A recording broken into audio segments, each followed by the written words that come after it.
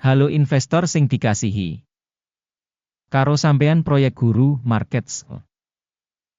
Ayo miwiti kanthi informasi umum babagan perusahaan. Yen perlu, sampean bisa ngaso. Sampean bisa sinau kabeh pratandha saka organisasi ing pitakonan scrupulously.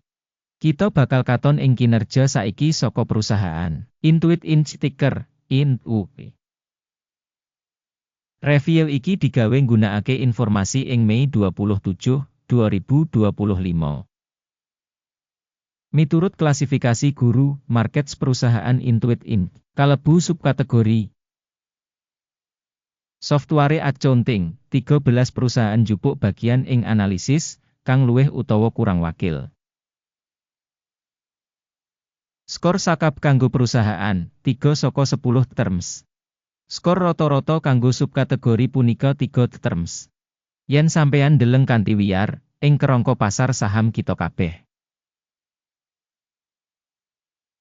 Kita waca sing asil rata-rata kanggo pasar saham minangka kap punika 1,9 terms. Nglawan skor 3 poin Intuit Inc. Bandingake pergerakan rega saham perusahaan Intuit Inc. lan saham subkategori. Kita bisa ndeleng sing liwat 12 sasi enggo bareng Intuit Inc nuduhake dinamika 7,8%. Marang owah-owahan rega ing subkategori 15,4%. Kapitalisasi pasar perusahaan Intuit Inc regane $200 miliar. Lan kapitalisasi pasar subkategori punika $386 miliar. Regane buku perusahaan kira-kira $20 miliar. Lan kapitalisasi subkategori kasebut yaiku $34 miliar. Wis dibandingake pasar lan enggo bareng nilai buku, kita waca ing ngisor iki. Saham dikuasani Intuit Inc ing subkategori nalika netepake kapitalisasi pasar, yaiku 52,056%. Regane buku 58,425%. Taksiran pangsa pasar lan kapitalisasi neraca organisasi ing subkategori apik 1 poin. Ayahan finansial organisasi ing analisis jumlah kanggo $7,04 miliar.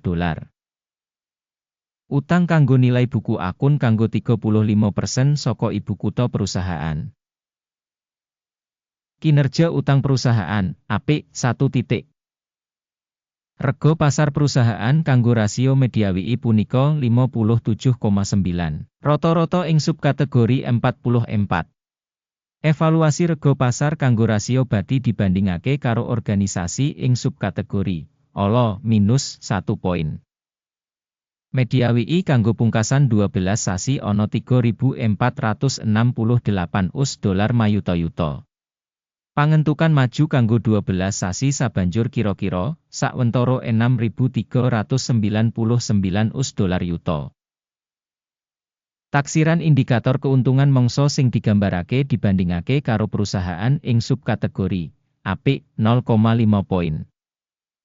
Rasio rega kanggo revenue perusahaan yaiku 11. Rata-rata kanggo subkategori yaiku 7,6. Evaluasi rega saham perusahaan kanggo rasio revenue dibandingake karo indikator subkategori, tolet minus 0,5 poin. Revenue kanggo pungkasan 12 sasi ana $18 miliar. Revenue maju kanggo sabanjur 12 sasi samestine $26 miliar.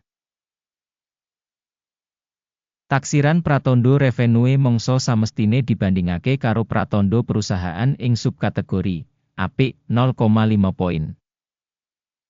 Marginality punika 19,1%, karo rata-rata kanggo subkategori punika 17,2%.